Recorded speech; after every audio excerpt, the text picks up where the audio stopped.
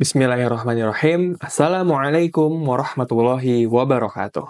Jumpa lagi dengan kami di channel Masjid Al-Azhar. Bismillahirrahmanirrahim. Alhamdulillahirrahmanirrahim. Puja dan bersyukur kita panjatkan kepada Allah Subhanahu wa Ta'ala karena berkat rahmat dan karunia-Nya. Terus diberikan kesehatan, umur, dan hidayah hari ini untuk bisa podcast bareng lagi ya. Dan tidak lupa salawat serta salam kita panjatkan kepada Nabi besar kita Nabi Muhammad SAW. Karena berkat perjuangan beliau, para sahabat dan tabi'in, Islam biasa sampai negeri ini. Insya Allah hari ini kita akan sharing dan belajar tentang Isra Mi'raj dan hikmahnya. Maka dari itu, dari Masjid Al-Azhar membangun peradaban. Allahu Akbar.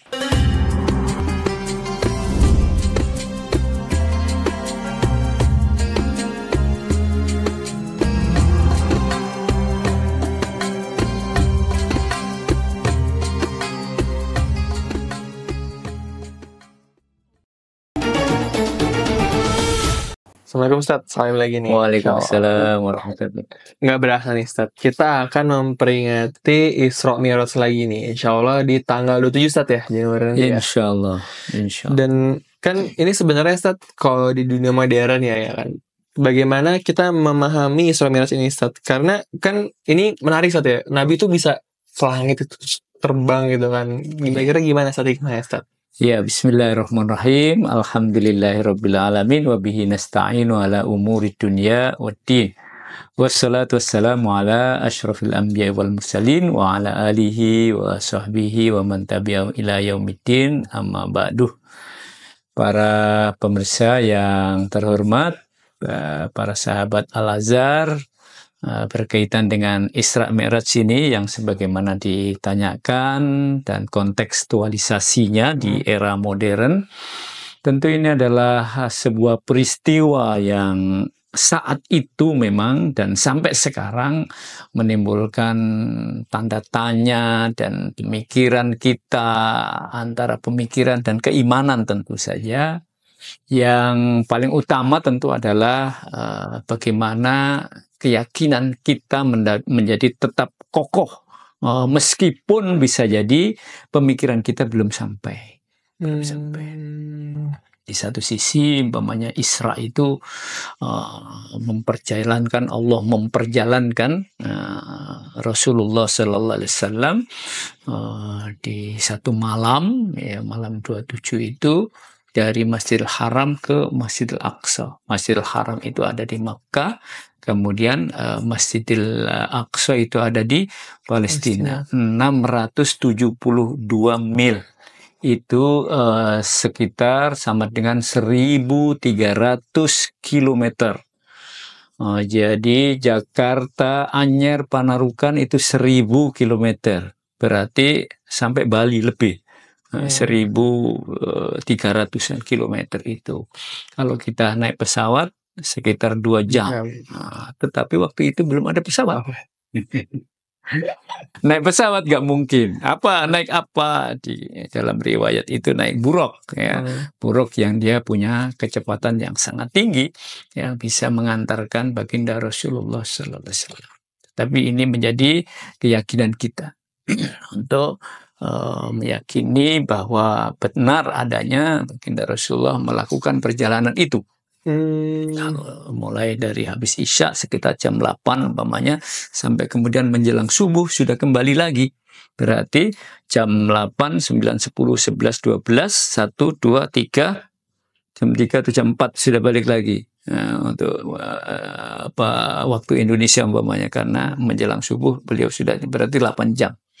8 jam itu perjalanan dari Masjidil Haram ke Masjidil Aqsa. Kalau naik pesawat 2,5 jam atau 2 jam itu. Tapi kemudian ke atasnya lagi, dari Masjidil Aqsa ke Sidratul Muntaha. Sidratul Muntaha itu langit yang ketujuh. Kalau kita mengkaji tentang planet-planet di dalam ilmu astronomi umpamanya, kita mengenal Neptunus, planet Mars dan sebagainya, itu masih dibingkai dalam langit pertama. Itu pun langit pertama saja antara bumi dengan Neptunus itu jaraknya puluhan juta kilometer. itu kan kuliahnya. Nah, sangat jauh, sangat jauh, dan itu ditempuh oleh baginda Rasulullah SAW. Mungkin kalau yang perjalanan Masjidil Haram ke Masjidil Aqsa, kita sudah bisa menangkap pikiran kita, kebayang lah naik pesawat bolak-balik bisa nyampe itu. Tapi apa ya, ada pesawat khusus itu ya bolak-balik. Tapi keasananya itu dengan kecepatan, katakan kalau kecepatan cahaya 30.000 km per detik itu, 30.000 km per detik sampai ke Sidratul Muntaha. Dengan kecepatan itu fisik ini bisa rusak. Kalau di dalam pesawat kan ada ini, tapi ini tanpa ini, bagaimana ininya?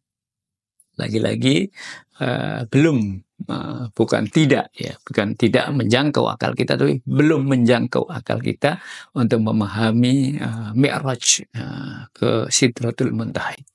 Tetapi yang menjadi titik tekan adalah bagaimana kita meyakini bahwa kejadian itu punya hikmah yang luar biasa. Itu ini. Dan kemudian kita nanti akan membahas apa saja hikmah yang bisa kita ambil dari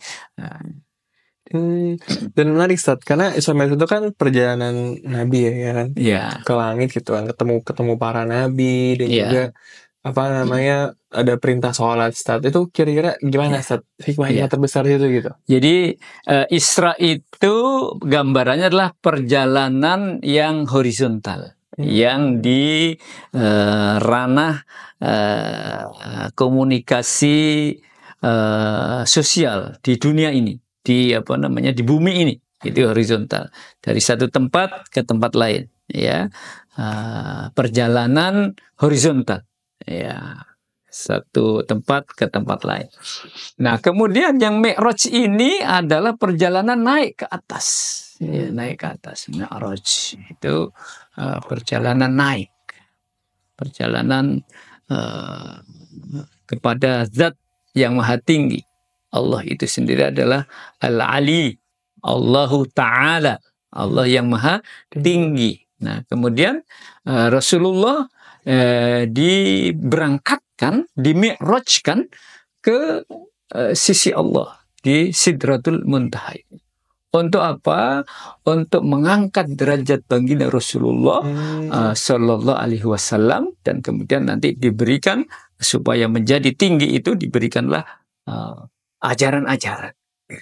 Bahwa kemudian di sana dikisahkan dalam riwayat hadis itu bahwa beliau ketemu dengan para malaikat, ketemu dengan para nabi, ya, para nabi.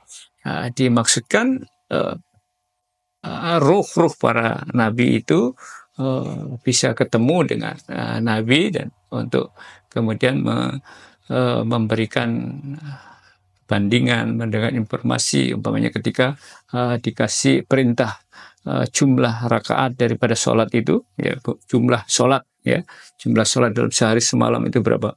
50 kali sholat. Tapi kemudian ketika turun lagi, kamu umat kamu nanti tidak akan mampu. Sampailah kemudian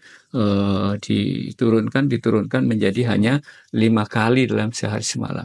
Itu pun dalam prakteknya 5 kali sehari semalam pun tidak dilaksanakan pula. Hanya 2 kali, atau hanya sekali, atau bahkan hanya 2 kali setahun gitu, Idul Fitri dan Idul Adha.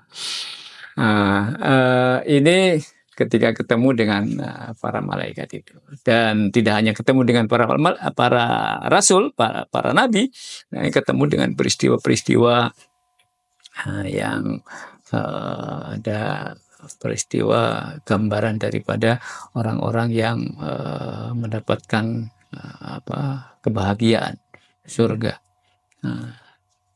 gambaran dari orang-orang yang mendapatkan azab dengan neraka. Itu diberikan gambaran-gambaran itu untuk kemudian disampaikan kepada umatnya ketika turun dari Sidratul Muntaha itu ke bumi. Intinya kemudian adalah bagaimana Allah mengangkat baginda Rasulullah untuk bisa diberi sesuatu yang berat itu sesuatu yang penting itu sesuatu. Apa itu sesuatu yang berat, sesuatu yang penting itu adalah sholat. Adalah sholat. Dan itulah kemudian diajarkan kepada kita agar kita melaksanakan sholat itu. Sehingga digambarkan bahwa ketika umat Nabi Muhammad melakukan sholat itu bagaikan gambarannya bagaikan hamba-hamba ini, umat ini melakukan mi'raj kepada ketemu komunikasi kepada Allah Subhanahu wa Ta'ala. Kita cukup dengan hanya 5 menit saja. Tinggalkanlah sementara duniawi dan upayakan untuk hanya berkomunikasi dengan Allah. Nah ini maka perintah sholat ini menjadi perintah yang sangat-sangat utama, yaitu upaya berkomunikasi kepada Allah. Jangan sampai kita hanya urusannya itu hanya urusan duniawi saja, sementara kepada Sang Khalik, kepada Tuhan kita lupakan. Nah, perintah sholat ini, karena ini perintah yang sangat penting, yaitu perintah untuk berkomunikasi dengan Khalik, dengan Tuhan, maka diberikannya, diserahkannya, SK-nya, itu disampaikan istimewa. Istimewa di Sidratul Muntaha. Pimpinan gitu ya. Iya. Tapi kenapa sholat Ustaz ya? Karena kan kalau sholat itu kan ada yang diterima dan tidak diterima Ustaz ya. Sedangkan kalau puasa itu kan langsung ada Allah gitu kan. Iya. Ini kenapa harus ibadahnya itu sholat gitu, benar-benar yang perintah langsung Isra Mi'raj gitu. Kenapa nggak puasa juga gitu Isra Mi'raj? Iya. Karena sholat itu sendiri adalah komunikasi kepada Allah. Komunikasi kan beda, kalau puasa kan latihan menahan nafsu. Tapi kalau sholat ini kan ada komunikasi dalam bentuk doa, dalam bentuk mengagungkan, dalam bentuk membesarkan, dalam bentuk pujian kepada Allah. Yang langsung tidak ada batas antara sang hamba dengan sang Khalik. Maka ini spesial, ini spesial. Ini komunikasi ini diharapkan tidak dipengaruhi oleh unsur-unsur duniawi. Maka ketika kita sholat itu kita naik ke atas, tinggalkan urusan duniawi. Berbeda dengan puasa umpamanya. Ketika puasa itu kita boleh ngobrol, boleh jalan, boleh ngomong, boleh ini dengan di kondisi kita puasa. Tapi ketika sholat, semua tinggalkan. Makan tidak boleh, minum tidak boleh, ngambil sesuatu tidak boleh, ngomong apa lagi ini. Karena saat itu sedang berada tidak di bumi, tapi di sana. Tentu tidak fisiknya, tapi rohnya sedang bersimpuh di hadapan Allah Subhanahu wa Ta'ala. Jadi ini istimewa sekali. Dengan satu hamba dengan Tuhan berkomunikasi. Nah, itulah gambarannya. Maka upayakanlah kita bisa dalam saben hari melakukan mi'raj, ya,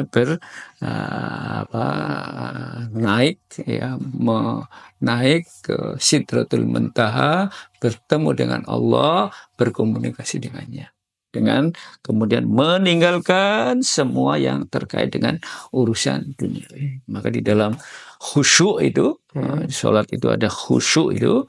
Dalam khusyuk diantaranya adalah yang diingat, yang ini hanya ucapan-ucapan yang diomongkan di bacaan-bacaan sholat itu.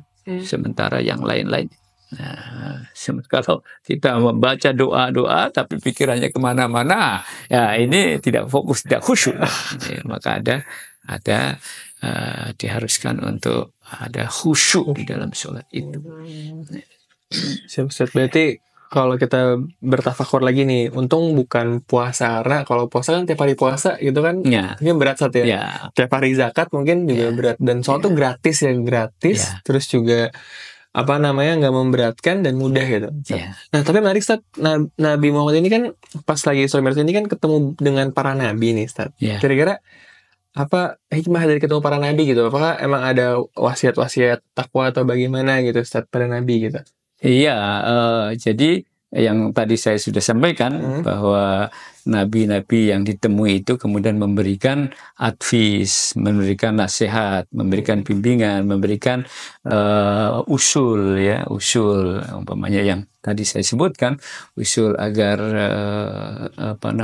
dikurangi, minta agar dikurangi jumlahnya sholat itu, jangan sekian banyak dan lain sebagainya. Dan kemudian Rasulullah menerima, menghormati ya usulan dari para nabi itu untuk kemudian diusulkan lagi kepada Allah Subhanahu wa Ta'ala. Dan Allah dengan segala rahman dan rahimnya kemudian mengabulkan itu, melihat umatnya yang nanti jangan tidak mampu dan sebagainya, diberikanlah kasih sayang dari Allah itu dengan cara diberi lebih ringan, lebih mudah, dan itulah maka ciri khas daripada agama kita ini adalah din yusrin, yaitu agama yang mudah, agama yang bisa dilakukan oleh siapa saja, oleh orang yang paling pandai atau orang yang paling bodoh, sepanjang akal pikirannya masih ada. Orang yang paling kaya maupun orang yang paling miskin. Gak ada alasan karena saking kayanya gak mau sholat. Atau karena saking miskinnya gak mau sholat. Gak ada alasan itu. Karena sholat itu bisa dilakukan oleh orang yang tidak punya duit maupun orang yang banyak duit. Tidak boleh dijadikan alasan tidak sholat gara-gara lapar. Sakit pun bisa sholat satu. Sakit pun sholat. Nah, gara-gara kebanyakan duit, apalagi nggak boleh. Saya susah sholat, soalnya saya sibuk, nggak ada alasan sih. Atau enggak, soalnya kan saya lagi nyimpen duit saya ini di mana, nggak ada alasan. Maksud saya gini, kayak apakah dengan hikmah itu bahwa nabi-nabi itu kan senior Nabi Muhammad kan, ya? Maka menjadi hikmah bahwa hubungan kita itu dengan para senior pertama harus hormat gitu, Ustaz. Ya. Dengan sepuh dan senior pun bukan berarti harus menyusahkan juniornya, tapi malah memberikan advice terbaik gitu kan. Ya. Secara keseluruhan bahwa risalah seluruh para nabi-nabi itu sama. Itu intinya. Selain advice tadi adalah bahwa seluruh nabi-nabi, semua nabi-nabi itu membawa risalah yang sama. Apa yang sama itu? Risalatut tauhid, yaitu risalah tauhid. Pesan tentang la ilaha illallah. Tidak ada seorang nabi pun yang mengajarkan tentang paganisme, tentang kemusyrikan, apalagi kekafiran, tidak ada. Semua para nabi itu mengajarkan tentang tauhid. Nah, itu kesamaannya. Nah, maka semua nabi yang hanya. Nah, kemudian nabi-nabi yang telah lalu itu dihormati, dihargai oleh nabi, didengar oleh nabi, dan kemudian beliau adalah sebagai khatamin nabiyyin, yaitu sebagai pamungkas dari para nabi-nabi untuk menyelengkapi, menyempurnakan dari ajaran-ajaran para nabi yang lalu. Dan yang menarik nih, Ustaz, berarti kan udah nih kita naik ke atas nih kan, terus Nabi turun lagi ke bawah ke bumi dan balik ke Mekah. Dan kan berarti beliau menceritakan kisahnya kan, Ustaz. Itu bagaimana cara beliau menceritakannya dan bagaimana respon orang-orang sekitar itu, Ustaz? Ya, jadi begitu sampai kemudian menceritakan kepada para sahabat dan kemudian didengar oleh masyarakat pada umumnya, terjadilah respon dari masyarakat. Nah, responnya macam-macam. Ada yang menolak sama sekali, mengingkari sama sekali, kafir, mengingkari. Abu Jahal, Abu Lahab dan teman-temannya yang memang tidak mau menerima Islam, tentu saja justru itu inilah mau menghina-hina, ini tidak masuk akal dan sebagainya. Di kalangan para sahabat yang memang sudah Islam pun ada sebagian, terutama adalah Abu Bakar yang tidak pakai tanya, tidak pakai ini, pokoknya itu ucapan informasi berasal dari Rasulullah, sami'na wa ata'na, kami dengar dan kami taati. Nah, maka beliau digelari dengan as-siddiq. Tapi kemudian ada sebagian yang bertanya-tanya, apa iya dan sebagainya. Tapi kemudian dijelaskan dan akhirnya menerima itu. Walaupun ada juga yang sebagian di antara mereka munafik, sebagian di antara mereka menolak, tapi kemudian dijelaskan sampai kemudian yakin. Dan di antara kita kaum muslimin seharusnya kita dekati dengan keimanan seperti yang dilakukan oleh sahabat Rasulullah, yaitu Abu Bakar As-Siddiq. Tapi mungkin kalau zaman sekarang orang juga bisa ya, kadang kan sekarang ada di film-film kayak Star Wars, Star Trek, yang tentang luar angkasa gitu. Orang malah mungkin ngebayanginnya, seru juga nih gitu. Dan menarik adalah berarti kan dari hal ini tuh kita tuh diuji dengan bisa benar-benar percaya dengan hal yang sangat kuat banget dalam keimanan ya. Dan yang menarik adalah kan berarti kan ada hari spesial Isra Mi'raj ini, Sat. Bagaimana biasanya kita untuk merayakannya, Sat? Bagaimana mengamalkannya gitu di Isra Mi'raj? Bagaimana kita lakukan biasanya? Terkait dengan yang awal tadi kaitan dengan keimanan dan akal pikiran ya.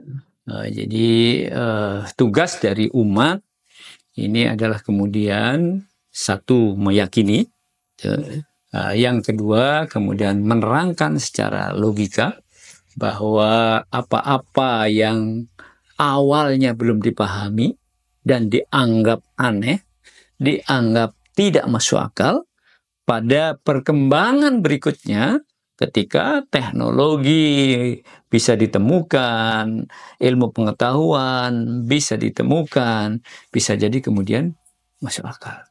Nah, Anda pergi ke Surabaya dulu 100 tahun yang lalu, ya, bilang pergi ke Surabaya berapa lama? 3 jam atau 1 jam setengah. Orang akan mencibirkan, mana ada, pakai jin kali kamu bisa naik ke Surabaya 1 jam setengah. Tapi hari ini kita bisa melakukan itu, naik pesawat 1 jam setengah sampai Surabaya. Bahkan sama-sama naik kereta. Dulu ketika kereta masih zaman dulu, kita ke Surabaya bisa sampai 12 jam. Sekarang sampai Surabaya cukup 8 jam. Waktu itu kalau kita bilang 12 jam saya bisa sampai Surabaya naik kereta. Wow, kereta apaan itu? Nggak ada kereta. Terus kita bilang 8 jam. Nggak ada yang mau percaya, nggak bisa.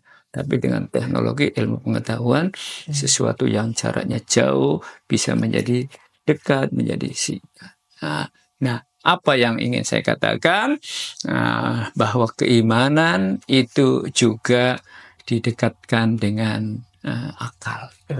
Jadi dalam Islam itu oleh karenanya antara akal dengan spiritual itu, intelektual dengan spiritual itu saling terkait. Intelektual tanpa keyakinan akan menjadi pemikiran yang liar, pemikiran yang liberal, pemikiran yang itu di luar dari konsep dalam Islam. Tetapi sebaliknya juga, iman tanpa nalar logika, dan itu ditolak oleh Islam, maka itu nanti akan menjadi keimanan yang tidak ada dasar-dasar intelektualnya, dan itu tidak diinginkan. Maka seluruh ajaran-ajaran dalam Islam itu selalu dihubungkan antara dua itu, yaitu keyakinan yang kokoh, tetapi juga dengan pemikiran yang sehat. Maka perintah agama itu tidak berlaku bagi orang yang tidak sehat akalnya. Tidak ada sehat akalnya. Apalagi tidak sehat imannya. Nggak ada. Menjalankan agama kok dia nggak iman. Orang kafir sholat. Nggak ada. Dia nggak iman kok nggak sholat. Orang kafir puasa. Nggak ada itu ininya. Jadi keyakinan. Tapi kemudian diikuti. Maka puasa itu kita yakini itu benar. Dan kita nalar akal pikiran kita yakin bahwa justru dengan puasa itu kita menjadi lebih baik, menjadi sehat, menjadi lebih tangguh dan lain sebagainya. Begitu pula sholat. Sholat itu memang ibadah spiritual, ibadah mendekat kepada Allah dalam beribadah. Tetapi itu tidak dilakukan bagi orang yang akalnya tidak normal. Orang gila nggak perlu sholat. Bahkan orang mabuk aja nggak sah sholatnya. Harus ketika akal itu. Itulah Maka dalam Islam itu menggabungkan dua. Begitu pula peristiwa Isra Mi'raj itu memang adalah urusan keyakinan, tetapi boleh kita ya berupaya untuk memahaminya secara akal yang sehat ini. Nah, dalam hal kaitannya dengan apa yang kita bisa lakukan terkait dengan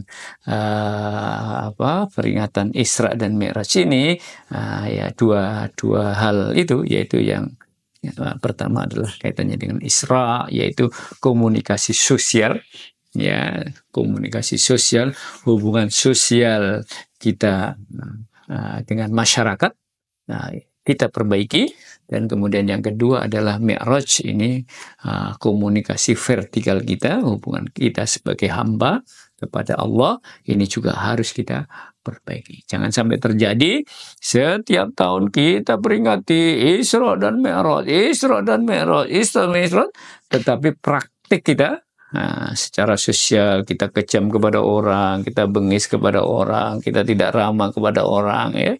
Mana Isra-nya? Atau kita hanya di dalam saja di rumah, nggak pernah jalan kemana-mana, di rumah aja ngertinya, yang Kebayoran Baru aja nggak tahu padahal siru fil ardi, berjalanlah kamu di muka bumi supaya kamu bisa melihat berbagai kondisi masyarakat, kondisi kiri kanan itu untuk kita ambil pelajaran di dalamnya. Begitu pula yang itu. Setiap tahun kita peringati, mestinya setiap tahun itu pula kita berupaya meningkatkan kekhusyuan kita dalam sholat. Yang dulu tidak rajin sholat, upayakan menjadi yang dulu tidak paham makna-makna doa-doa bacaan dalam sholat, kita upayakan untuk bisa memahami makna-maknanya, sehingga setiap kali kita sholat, kita itu ada dalam kekhusyuan, kita itu fokus, kita itu konsentrasi, kita itu paham betul posisi kita, bahwa posisi kita waktu sholat itu kita tidak sedang ada di bumi. Kita tidak sedang rapat, kita tidak sedang ngobrol dengan keluarga, kita tidak sedang masak, tetapi kita sedang menghadap kepada Allah Subhanahu wa Ta'ala. Masya Allah Ustaz, berarti memang Islam itu adalah gambaran bahwa kita itu selain dari hubungan horizontal, tapi juga vertikal. Berarti mungkin tanya Ustaz, pesan pada seluruh jamaah, mungkin kata-kata hari ini atau mungkin bagaimana kita menyikapi Isra Mi'raj ini terakhir penutupan sahabat jamaah Al-Azhar yang berbahagia, inti kemudian pesan yang bisa disampaikan pada kesempatan hari ini adalah mari kita tingkatkan upaya kita dalam mengharmonisasikan antara dua sisi ini, horizontal dan vertikal ini. Kita muhasabah selama ini yang lebih dominan dalam aktivitas kita. Apakah yang paling dominan itu urusan duniawi saja? Atau malah sebaliknya urusan terlalu ukhrawi sampai lupa urusan nafkah kepada istri, anak, dan lain sebagainya. Atau sebagainya. Mari kita seimbangkan. Seimbang itulah adil, seimbang itulah wasat. Agama kita adalah agama yang tengah, yang adil, agama yang seimbang. Maka begitu pula dalam hal urusan sosial dan urusan vertikal, hendaknya kita seimbangkan. Jangan juga berlebihan yang satu pada mudah-mudahan kita dalam kesempatan memperingati Isra dan Mi'raj itu, kita mampu untuk menyeimbangkan diri kita. Menyeimbangkan antara yang kanan dan yang kiri, ya, antara yang atas dan yang bawah, ya, antara dunia dan akhirat, antara materi dan rohani. Sehingga dengan demikian kita termasuk hamba-hamba Allah yang fungsinya sebagai abdullah, ya, hamba Allah, ya, tetapi juga sebagai khalifatullah. Sebagai apa? Sebagai orang-orang yang mengatur, memakmurkan, meramaikan dunia ini dengan kebaikan dan kebaikan. Masya Saya kira Allah. itu. Masya Allah Ustaz. Ya, syukur banget Ustaz. Berarti Islam itu adalah bukan cuma tentang kita beribadah, tapi juga bagaimana kita berhubungan dengan manusia biar kita seimbang Ustaz ya. Dan semoga sahabat semua, bakal ayah bunda yang menonton video ini di channel YouTube Misal Al Azhar bisa mendapat hikmah tentang Isra Mi'raj dan juga menjadi lebih yakin lagi dan makin kuat keimanannya. Dan maka dari itu jangan lupa like, subscribe, dan juga share video ini. Insya Allah menjadi berkah dan kebaikan buat kita semua. Maka dari itu saya selaku moderator mau pamit undur diri. Mohon maaf jika ada salah-salah perbuatan. Mari kita tutup dengan doa kafatul majelis. Subhanallah wa bihamdika asyhadu an la ilaha illa anta astaghfiruka wa atubu ilaik.